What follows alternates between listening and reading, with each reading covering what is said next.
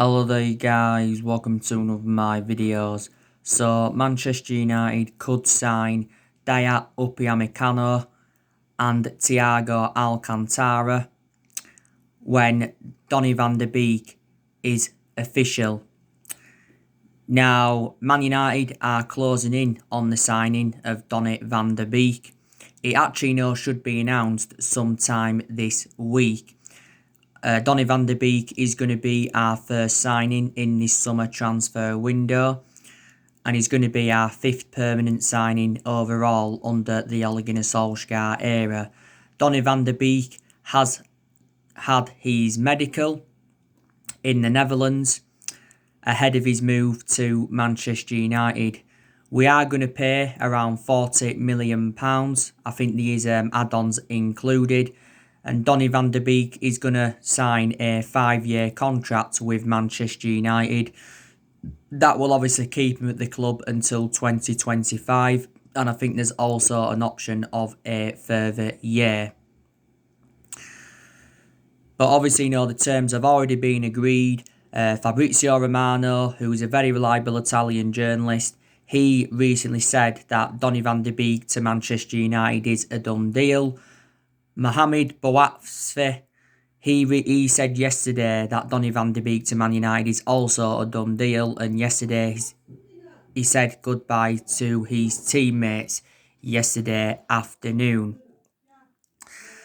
But yeah, personally speaking, I think Donny van der Beek is going to be a very, very good signing for Manchester United, and I think he's going to complement Paul Pogba and Bruno Fernandes fantastically well in our midfield. Now, what convinced Donny van der Beek to come to Manchester United was the phone conversation he had with Ole Gunnar Solskjaer recently. I think Ole Gunnar Solskjaer wants to give Donny van der Beek the number 10 shirt. But, we've got to decide on his shirt number because there is a few available. Now, don't forget, Donny van der Beek was recently left out of Ajax's squad for their game against Frankfurt recently in pre-season. And what put Manchester United fans into meltdown is when, Donny van der Beek had told Mark Overmars and Edwin van der Sar that he is no longer going to be playing for Ajax. And don't forget, he recently told his Ajax teammates that he will be joining Manchester United. Don't forget, Real Madrid, Barcelona, and, Tottenham also made a late approach for him, but they were all interested. He did say earlier on this year that Real Madrid had reached an agreement to get Donny van der Beek for around £47 million. But Edwin van der Sar did say a few months ago that Donny van der Beek would have been allowed to leave Ajax, but only for a suitable fee. And Erik ten Hag, who's currently their head coach, he also said it was likely that Donny van der Beek was going to leave Ajax in this summer transfer window. But Donny van der Beek did recently say that he did want to make a move to the Premier League. But I'm very, very surprised about this. Donny van der Beek, as you all know, predominantly a box-to-box midfielder. I think he can also be deployed as an attacking midfielder. When he was at Ajax, he was primarily a number 6. But Donny van der Beek was at Ajax for several years. Obviously, joined their youth setup in 2008. He was in their youth setup for a good 7 years. And obviously, made his senior debut in 2015. And obviously, went on to score 41 goals in 175 appearances in all competitions. So he was at Ajax around 12 years in total. He did still have a contract with them until 2022. Ajax have let quite a few of their players go in recent years. Obviously, Donny van der Beek's about to leave them. They let Hakim Ziyech go to Chelsea back in February. Frankie de Jong left them last summer. He went to Barcelona. And also to Matthijs de Ligt, he went to Juventus. Also to Donny van der Beek's father has spoken about this, and he said his move to Man United is a dream come true. And he obviously said that Donny van der Beek wanted to come to Manchester United. But yeah, I can't wait till it is official. I really, really can't, because I think Donny van de Beek is a player that can create chances. He can also keep the ball well. And he's still very, very young, Don't forget, he is only the age of 23. So he has still got a lot of development in him. So that's it. But obviously, we're trying to now get Dayot Upamecano into the football club. Now, I updated you about him this morning. Now, reportedly, Lesbig have said that he is not for sale because he recently signed a contract extension until 2023. This includes a release clause of 42 million euros. I think that equates to just over 37 million in pound sterling, but reportedly this cannot be triggered until next summer. And I think reportedly Man United are preparing to put a bid in of around 37 odd million pounds. On his previous contract, which did expire next year, his release clause was around 54 million pounds. He does also mention that Arsenal are interested in him, but Arsenal have been in for Dayot Upamecano for a long, long time. Now, he has been at RB Leipzig for quite a few years. Obviously, Leipzig did pay around 10 million euros for him from Red Bull Salzburg back in 2017. He is only at the age of 21. As you all know, he is a centre-half. Don't forget, Manchester United are in search now for a centre-half. Despite the fact that we have got 7 centre-halves in the team, obviously we've got Harry Maguire and Victor Lindelof that are our first choice centre-halves. You've obviously got Bay and Tuanzebe, they're our backup centre-halves. And obviously, we've got the likes of Smalling, Jones, Rojo. I think, they're all expected to leave the football club anyway. And I think Victor Lindelof's future at the football club's uncertain. And I think Eric Bay's future at the football club is uncertain. But I think Dayot Upamecano alongside Harry Maguire in our back line would be a very, very good centre-back partnership. So that is the news on him. Thiago Alcantara. Recent reports have said now that Manchester United are ahead of Liverpool in the race, and it says we have begun negotiations with the player. Now, Thiago Alcantara has been a long-serving player at Bayern Munich. He's enjoyed around 7 seasons with them. He's won around 16 major honours for Bayern Munich, recently won the Champions League with them, and he scored like 31 goals in 235 games for Bayern Munich. Bayern Munich did pay 25 million euros for him from Barcelona back in 2013. His contract does expire next year. Does Thiago Alcantara's. Bayern Munich have already revealed their asking price. They do want around £27 million. Liverpool are reluctant to meet Bayern Munich's asking price. Main explanation is because Liverpool know that he's going to be available on a free transfer next year when his current contract does expire. Liverpool are only willing to step up their interest in Thiago if Gini Wijnaldum does leave them in this summer transfer window. But Liverpool have been emerged as the favourites to sign him for the vast majority of this summer transfer window.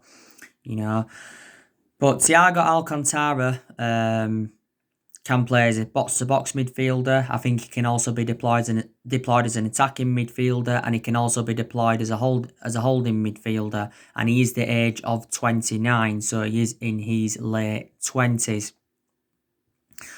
But Bayern Munich's CEO Karl-Heinz Rummenigge, he recently said that Bayern Munich are expecting an offer for Thiago Alcantara in the coming days.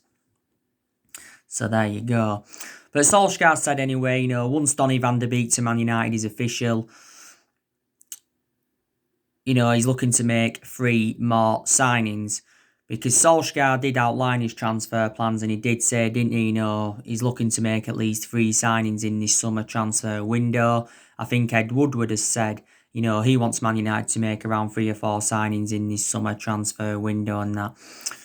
Because obviously, this season, he's obviously, going to be Ole Gunnar Solskjaer's second full season at the football club, and he knows this season that he's going to have bigger expectations to exceed. Our expectations, our expectations this season will be to challenge for the Premier League title. Obviously, we failed to mount any kind of title challenge up in the last 7 years, and we haven't won the Premier League since 2013. And I think another one of the expectations will be to win a major honour, because we've not yet won out in terms of silverware under Solskjaer, and we haven't won a major honour for over 3 years, and that's the first time that's happened in like 31 years. But obviously we know that Solskjaer is looking to improve the squad. So far at the football club, Solskjaer has spent just over £200 million. Last summer he obviously recommended Daniel James in, and Wan-Bissaka and Harry Maguire. And in January he recommended Bruno Fernandes in and Odion Ighalo in. Obviously, we got Odion Ighalo on loan. Just after lockdown, we extended Odion Ighalo's loan until January 2021. Like I said, we're on the verge of getting Donny van der Beek, and Solskjaer's also brought a few academy players in.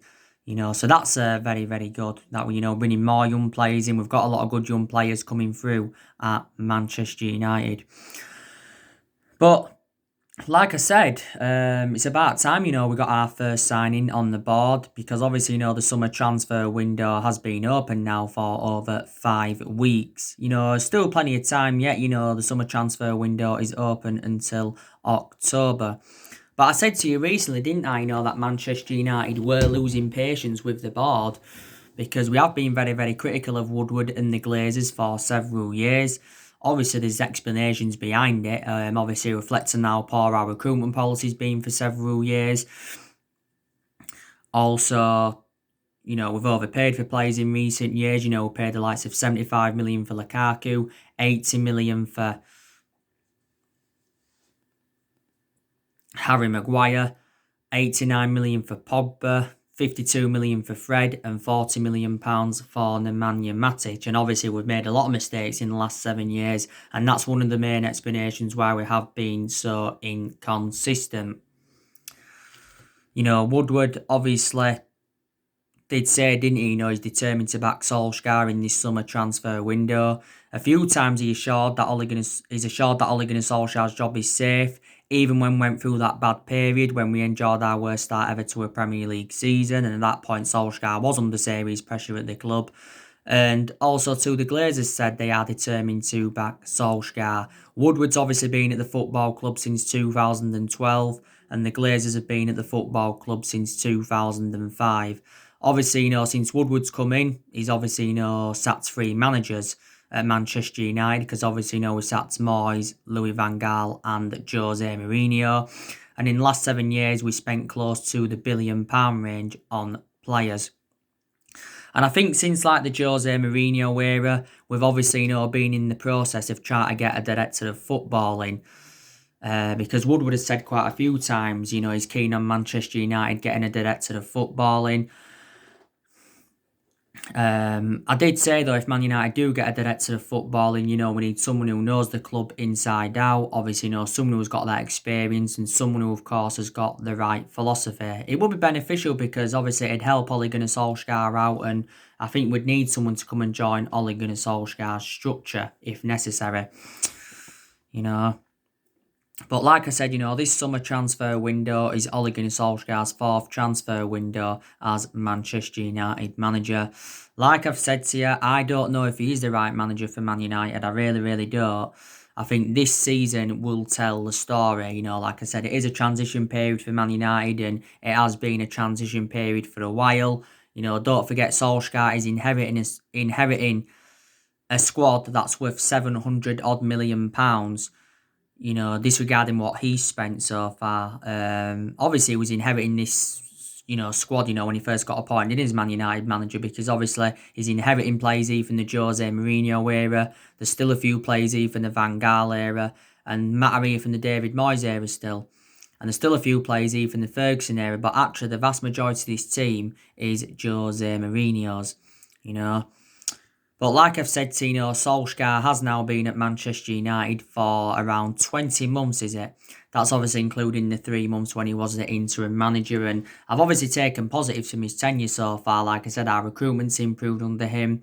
He's also got rid of a lot of the deadwood since he got recommended into Manchester United. We've obviously seen players like Sanchez leave the club, Lukaku leave the club, Angel Gomez leave the club. We recently loaned Heath Chon out. I think we also recently loaned Dylan Levitt and James Garner out. We also loaned Joe Pereira back out. Obviously, we got rid of the likes of Ander Herrera last summer. We got rid of Fellaini in January 2019. He was the first player to leave under the Solskjaer era. We also let Darmian leave the football club last summer. Chris Smalling and Rojo went out on loan, but they are now back. And obviously, Valencia left the football club last summer. And Ashley Young, he left back in January to go to Inter Milan.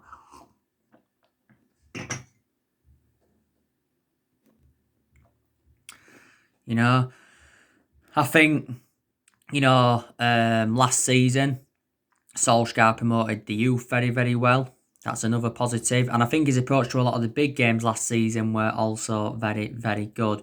Don't get me wrong, there's still improvements needed at Manchester United. Like I've said to you before, I think Solskjaer's decision-making's got to improve.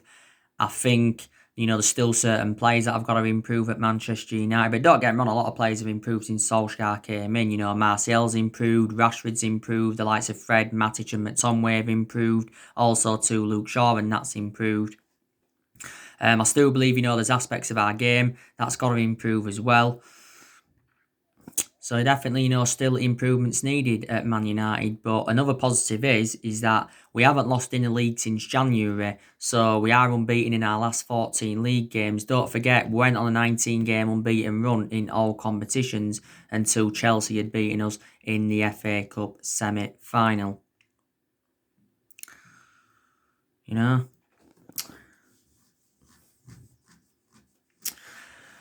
But Solskjaer's also got to focus on the outgoings in this summer transfer window as well as the incomings, because Solskjaer's going to definitely get rid of more players in this summer transfer window because he's still deadwood at the football club. Obviously, we're looking to get rid of the likes of Jesse Lingard. We're also looking to get rid of Andres Pereira. We're also looking to get rid of Smalling, Rojo, Jones, Dayot. So we're going to get rid of quite a few players in this summer transfer window. We could get rid of it up to at least 8 players. I've already said, didn't I, Solskjaer's got to put Dean Henderson as number 1 this season because I think Dean Henderson is now reliable enough to become our number 1 goalkeeper. I really, really do. Because Dean Henderson has now got that experience behind him. Because he recently enjoyed 2 successful loans with Sheffield United, and I've got to say he was Sheffield United's player of the season. Dean Henderson has been part of the club for several years. We got Dean Henderson at just the age of 14. And we had the good news regarding Dean Henderson recently because he signed a 5-year contract on Man United with an option of a further year. So it was a 6-year deal with around 120 grand a week. But don't forget, Solskjaer did recently say that Dean Henderson is not yet ready to become our number 1. He wants David De Gea to remain number 1 at least for this season. But I think now David De Gea is too much of a liability to remain our number 1. Obviously, this season will be David De Gea's 10th season at Manchester United. Like I said as well, Sergio Romero, he's open to leaving the football club. He's another one that could go as well, I forgot to mention earlier on. But Solskjaer did admit during our Europa League campaign that he is facing a goalkeeping dilemma. But like I said to before this news regarding Donny van de Beek, everything was going wrong for Manchester United. Obviously, we recently had the incident with Harry Maguire. Harry Maguire has been given extra time off, reflecting on his court case in Greece and his arrest in Greece.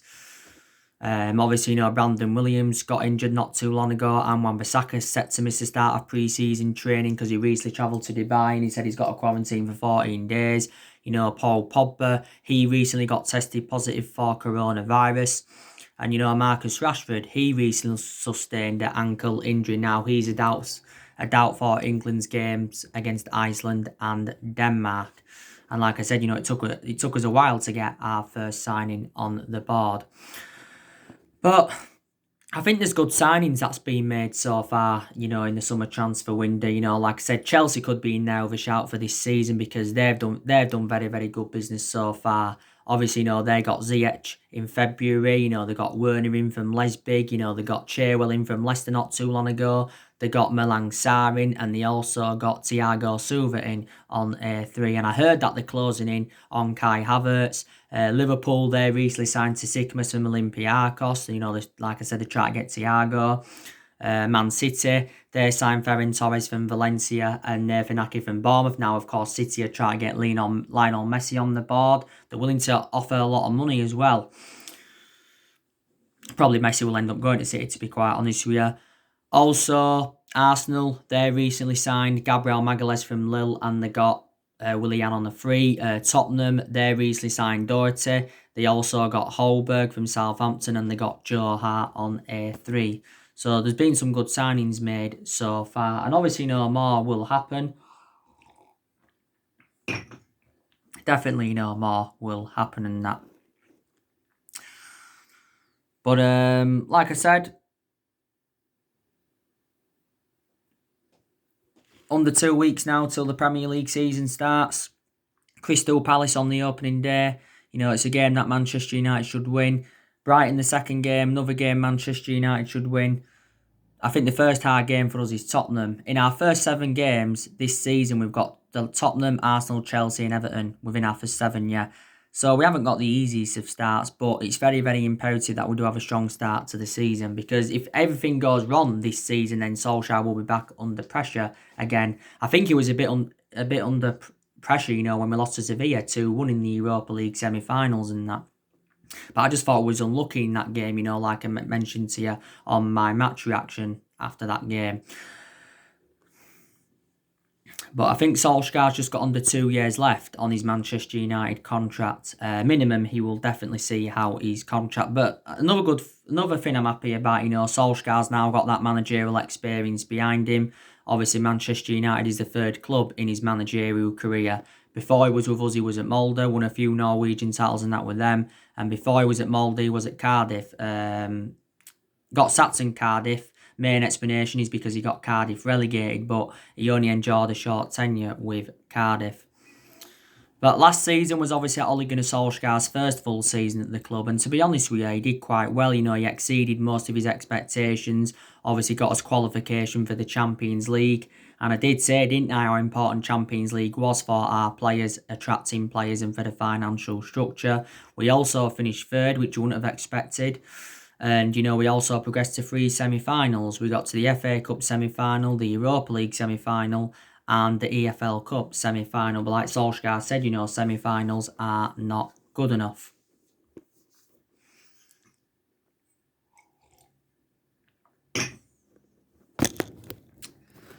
But like I said, we will see what happens this season. I think we should have a fully fit squad for this season, shouldn't we? Luke Shaw's obviously recently been out of an ankle injury. Phil Jones has been out with injury. Alex Tuanzebe, he's also been out with injury as well. But like I said, I'll be delighted when we get Donny van de Beek in, but we need to make more signings than that.